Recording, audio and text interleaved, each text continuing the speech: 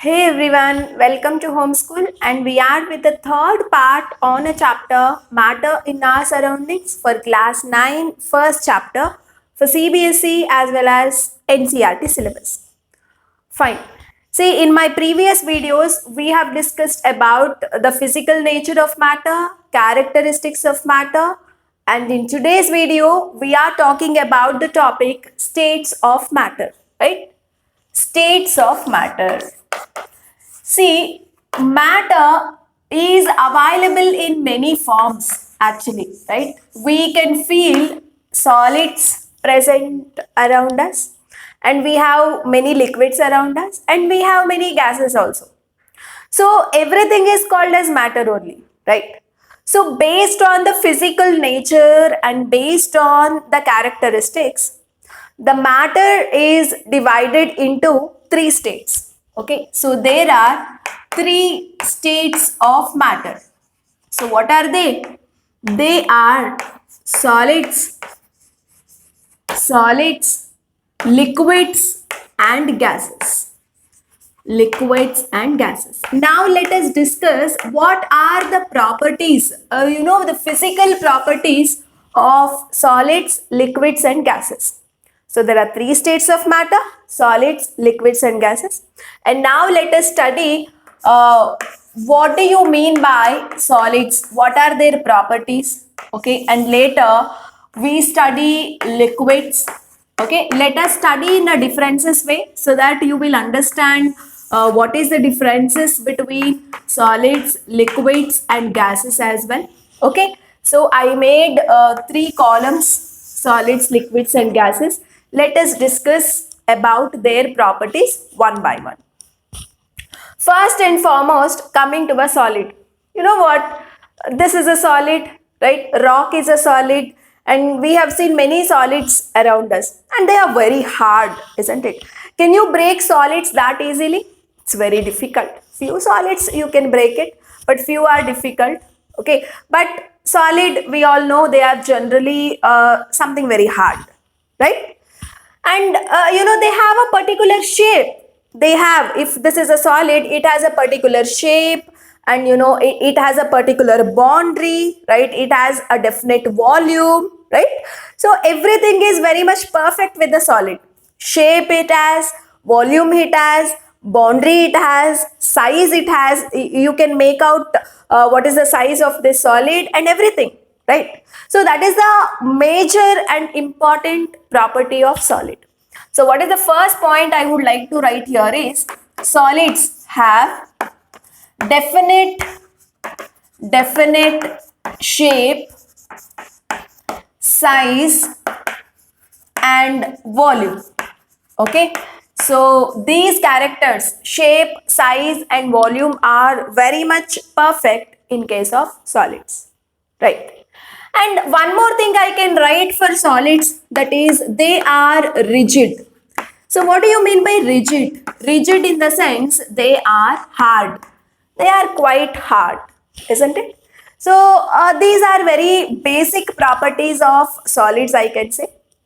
And now let us talk about few more properties. You know what? In solids, less spaces are present between the particles. Okay, we have seen whatever may be the matter, between the particles we will have spaces. That is one of the characteristics of any matter.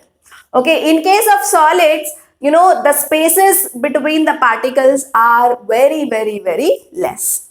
Okay, and you know what? More attraction, you will also find more attraction, okay, between the particles. More attraction you will find between the particles.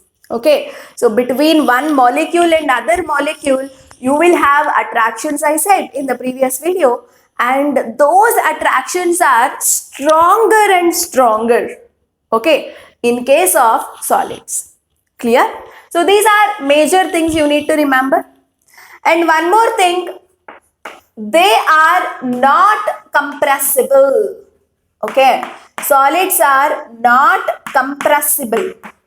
Okay, compressible in the sense what? When I apply some pressure on a solid, if its shape and size changes, then we call it as compressible. Okay, when you apply some force, say this is a solid, I'm applying some force. Is its shape and size changing? No, right? This is what we call compressibility. So they are not compressible, but you will have a doubt that, ma'am, if sponge is there, when we apply a force, it will compress. No, they will ask. This is a common question asked by all students. Say it is not that sponge is getting compressed. What actually happens when you apply a force on a sponge is, sponge will have lots of holes, lots of spaces. In that, gases will get trapped. When you apply a pressure on a sponge, those gases would go out. Okay, that's why its shape and size is getting changed. That's why you feel that it is getting compressed, but it is not undergoing compression.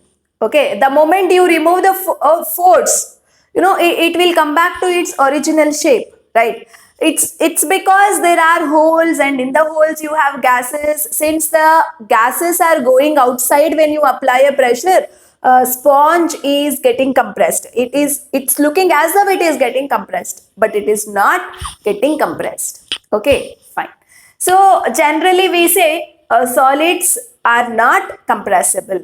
Okay, and one more point I would like to say here is, solids do not diffuse easily.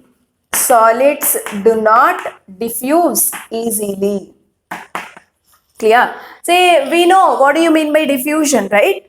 Intermixing of particles of different matter on their own.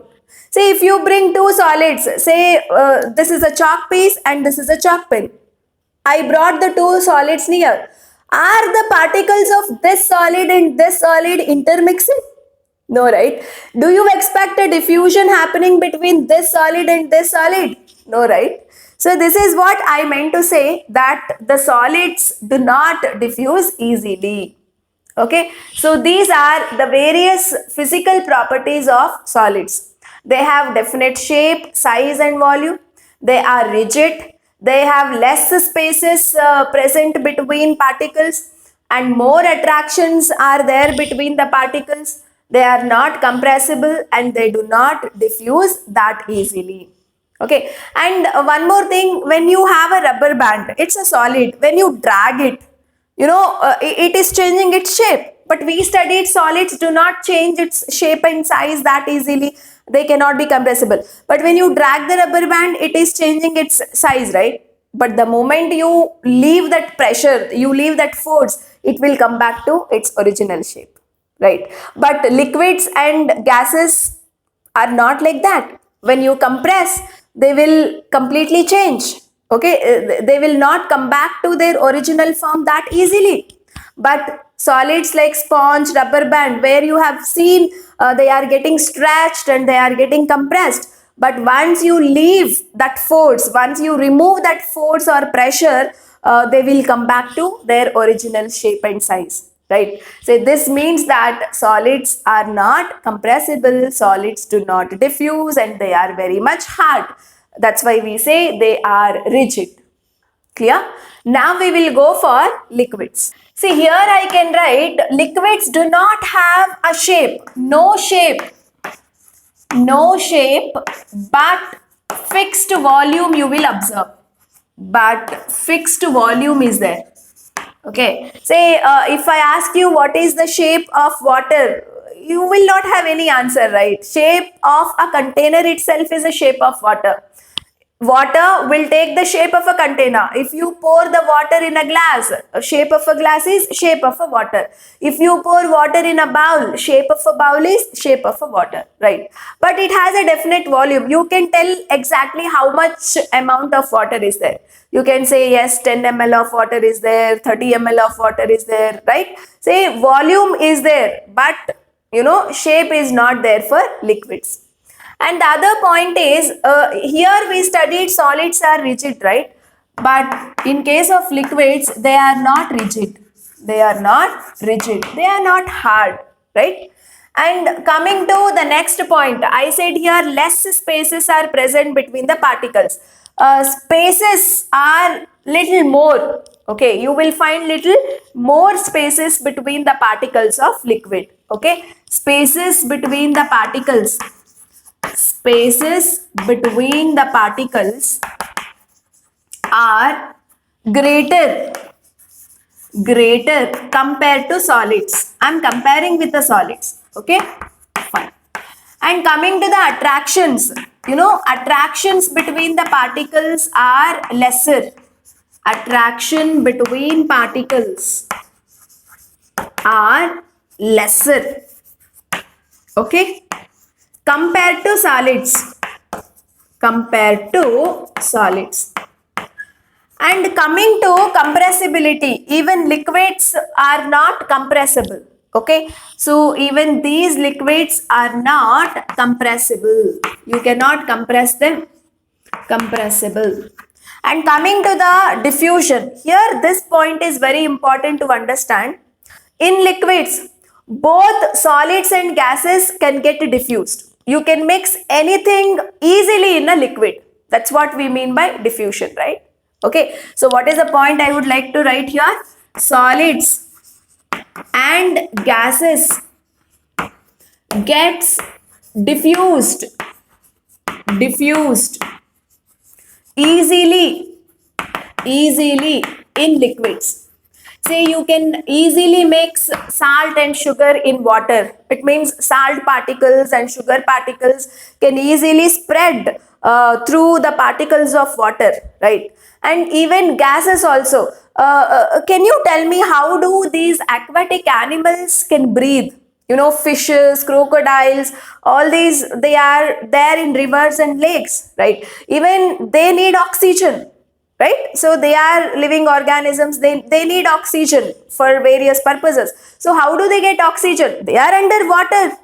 See, we are on land, atmosphere has lots of oxygen, we take oxygen. But how about the fishes? They are underwater. How do they get oxygen? Yes, there is oxygen in water also. Okay, oxygen gas can dissolve in water. So whatever oxygen that has dissolved in water, no, that is obtained, for the fishes. Fishes will get that oxygen, right? Say that means the gases can nicely diffuse or dissolve in liquids, isn't it?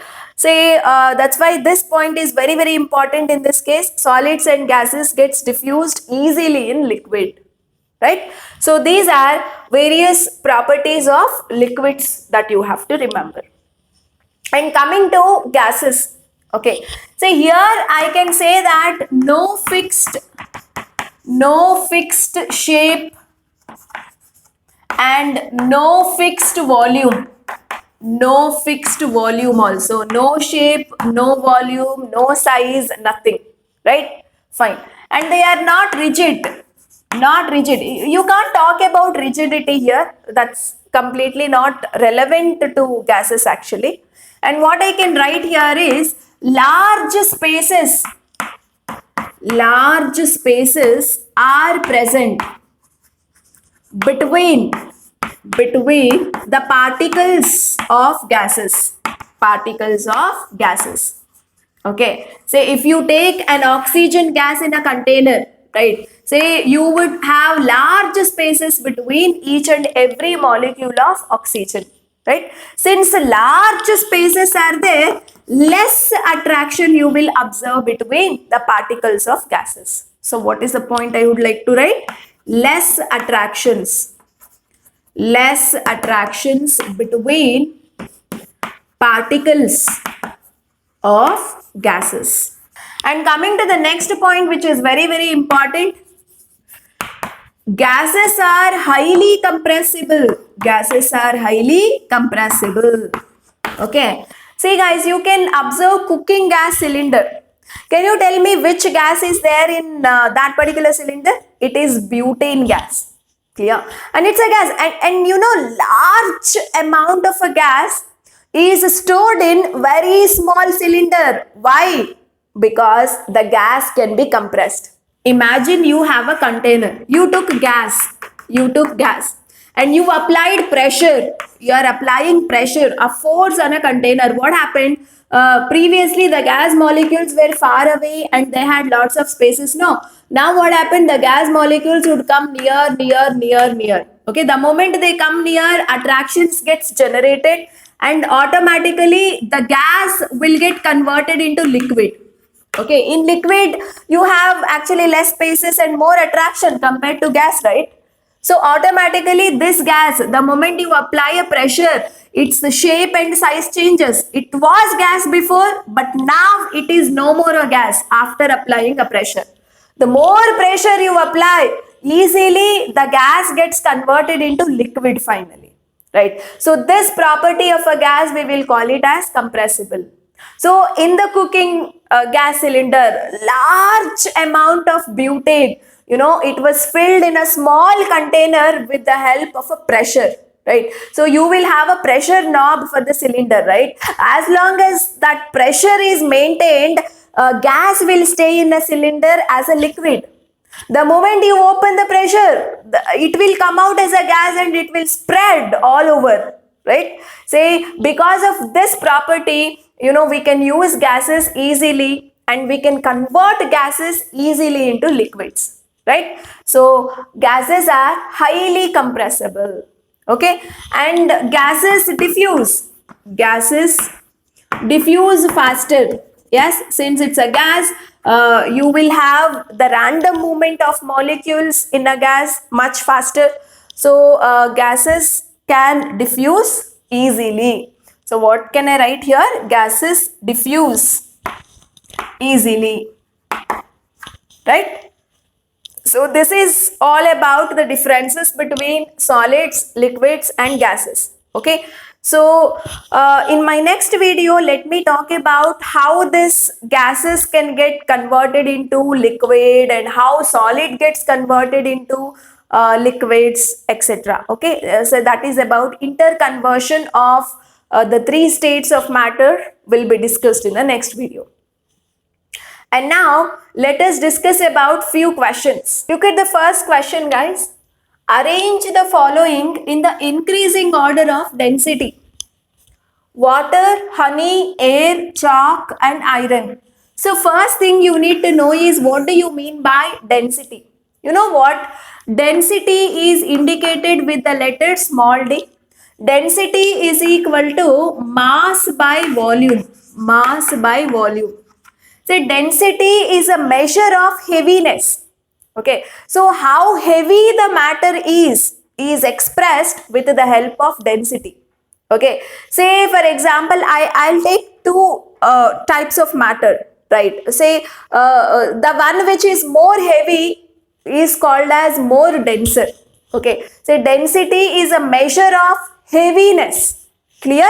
So that density mathematically it can be expressed with the help of this formula: mass by volume.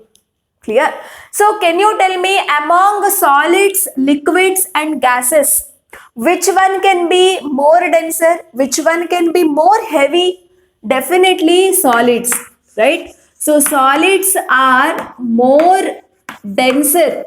I can say density is very much high in case of solids, right? So if I have to arrange them in the decreasing order of density, solids are more denser than liquids. Liquids are more denser than gases. Okay, and you can check with the relation. You know what? Gases will occupy large volume, large space, right? Say density and volume is inversely proportional, right? What I can write? Density is inversely proportional to volume. When something is occupying large space, that will have less density. Okay, inversely proportional means if this increases, this will decrease. Okay, if this decreases, this factor will increase. Okay, when something has large volume, that will have less density. That is what we mean by inversely proportional, right? So gases occupy large volume, large space compared to liquids and solids, right? So definitely when something has more volume, it will have less density. Clear? So always solids have more density compared to liquids. Liquids have more density compared to gases. So this is very much important concept one must have a knowledge on. Clear? So now based on the concept, let us work it out with the question. They have given some types of matter: water, honey, air, chalk, iron. Okay, and you have to arrange them in the increasing order of density. Increasing order of density means what? You should arrange them from less density to more density. Okay, the one which has less density side to more density you should arrange. Fine. So can you tell me, among these guys, which one has less density? Check which is gas. Definitely air. Okay. So air can occupy large volume, large space. So larger the space it occupies, lesser will be the density. So less density is air. So after air, check it out. Liquids. Which are liquids here? Water is liquid, honey is liquid. Right. So again, among them, which one is more heavier? Definitely honey. Honey is quite thick, isn't it? So honey is more heavier, water is less heavier. So less density among these two is water. Water, honey, right? Now you see these two are solids. Solids are more denser. Again, among chalk and iron, more heavy is what? Iron. Less heavy, less denser is what? Chalk. Right? So chalk, and then highly density showing compound is, or the material is, iron. Okay, so this is how we have to arrange them in the increasing order of density. So always remember, solids are more denser than liquids, liquids are more denser than gases, because gases occupy more volume, so less density. Solids occupy less volume, less space, so more density. Okay, fine. And now one more very important and general question for you. Why do ice float on water? You know what? Ice is a solid, right? Ice is a solid. Water is a liquid. And among solid and liquid, which one should have high density? Solid. The one which is more heavy will go down, right? Say for example, if this is a water, you have put one big piece of iron. Since iron is more heavy than water, iron's density is much higher. Where will it go? The moment you put it in a water, it will go down at the bottom and it will settle there. Okay, if this is an iron piece, if this is an iron ball, and at the same time imagine the same amount of water you took, and if this is a ice, the moment you add this ice, will it go at the bottom? Will it settle at the bottom? No, right? It keeps floating on a water. This is a solid. Since this is a solid, more density, it went at the bottom and settled. This is also solid, but why is it not going into the water? Why is it not going at the bottom and getting settled? Why is it remaining on the surface? Why is it floating on the water? It should go down because it is solid, but it is floating on a water. What is the reason? Okay, it is because ice has large volume. Okay, ice has large volume. It's because there are spaces. There are spaces between the particles of ice. Particles of ice. Okay, and the ice density, large volume means what, guys? See, density is inversely proportional to volume, no? Large volume means less density. So actually speaking, ice is less denser than water. Though it is solid, ice is less denser than water.